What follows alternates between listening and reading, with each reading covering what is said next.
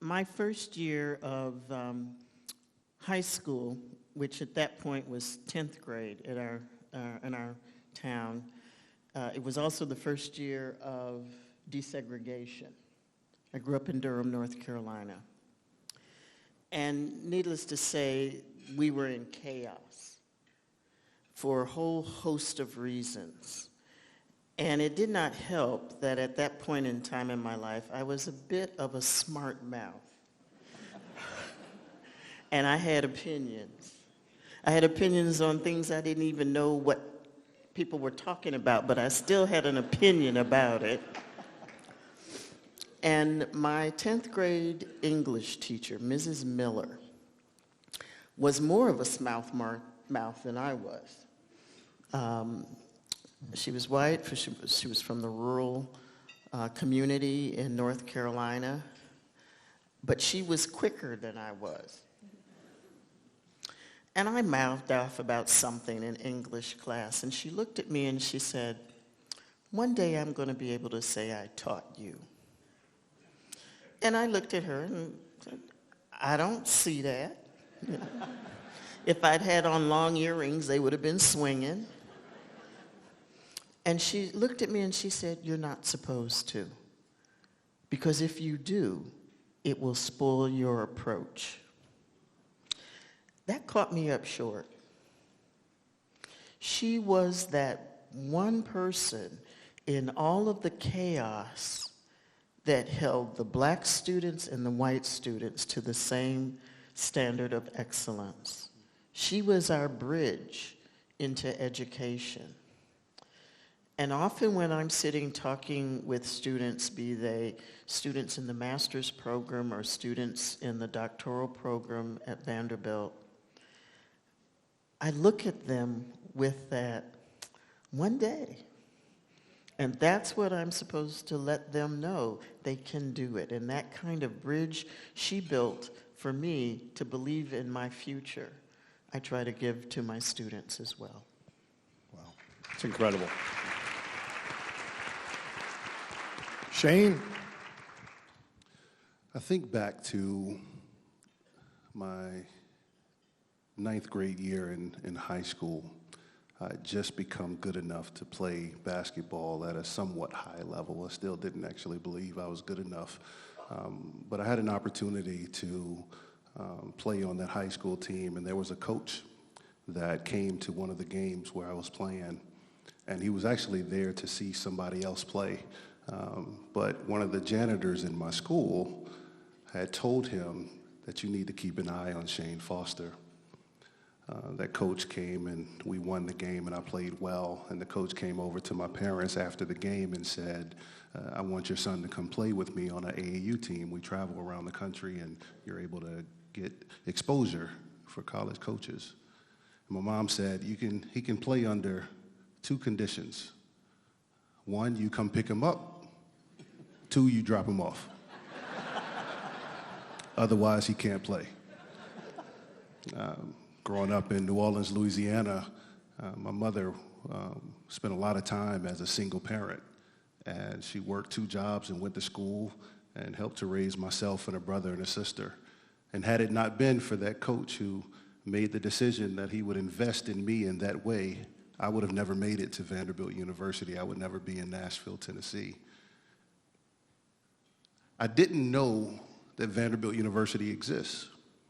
I had never heard of it. I'd heard of Kentucky and Kansas and North Carolina. I had not heard of Vanderbilt. But my dad had played against them in the NIT tournament, and he said, "You should give them a shot." I said, "Okay, I'll take an unofficial visit. I'm not wasting an official visit to go to Vanderbilt, something I never heard of." And so I came, and one of the first meetings that we had was with David Williams. And we sat in his office, and my grandmother was with me, and I was shocked out of my mind to see an African-American male being the athletic director at such a prestigious university. And we get there, and him and my grandmother are talking, and he asked, "Where are you all from?" And my grandmother said, you won't know where we're from. We're in the sticks of Mississippi." He said, "Try me."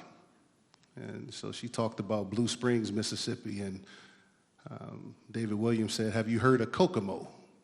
And my grandmother said, "What do you know about Kokomo, Mississippi?" And immediately created this bond that really made my family and myself feel at home. And, David was a lot of things to me. He was a mentor, he was a father figure, he was a friend.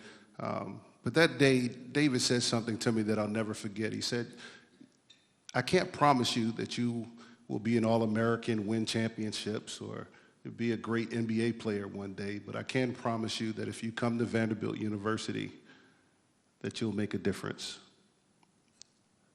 that you'll get an education, and you'll be able to do something that no one else has been able to do."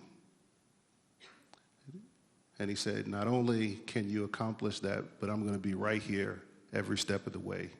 And David and Gail both have treated me like absolute family, and that is the bridge that got me here today. Wow. Thanks, Shane. Robert's always tough to go last, but... Yeah, I've been sitting here trying to think of a bridge that I may have had, but I couldn't come up with nothing. I didn't have a bridge. I had a rope. I'm a Nashville native. I grew up in Dodge City Projects, to a crack-addicted mother and to a father who was in and out of penitentiary, whom I never really knew. 13, came home, all of my stuff was sitting on the side of the road. Pretty much after that, it was survival. I just wanted to survive. So dropped out of school, started selling drugs,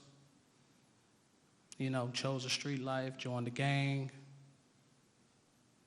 Nobody was there to try to help me, to try to build a bridge or to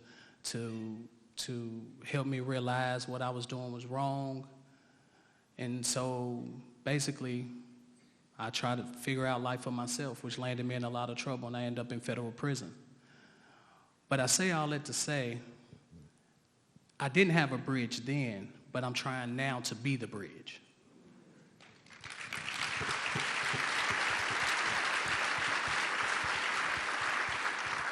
And so I spend my time. Money is great, but time is everything. And so I spend my time just trying to instill hope back into the hearts of the youth of this city. Thank you. Your answer really leads to the next question, and I'd like you to start off, if you don't mind, because I think I know where it will go. But for each one of us, there was a point in your life where you went against the grain, where it wasn't popular, what you were going to reverse, what you were doing, and you did so to be successful, to move forward, and ideally to lay down bridges for others. In your life, what was that point when you did decide to go against the grain, to change what you were doing, to kind of move forward? Prison did it for me. I mean,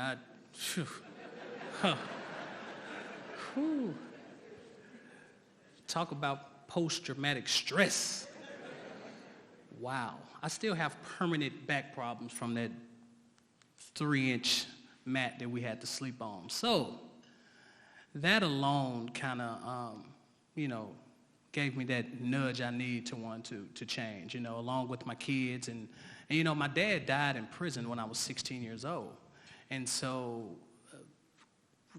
real quick, I've been up all night on drugs, high for 48 hours, and my auntie pulls up on me, and she said, "Hey," and I'm like, "Hey, who are you?" "Oh, it's my auntie." And then I hopped in the car, drive 5 minutes around the corner, walk into a funeral home, and there in the casket is my dad. Like, what? What? And so that, coupled with prison and time to think and process my actions and the things that I've done that led me up to that point, I wanted to change the legacy of my family.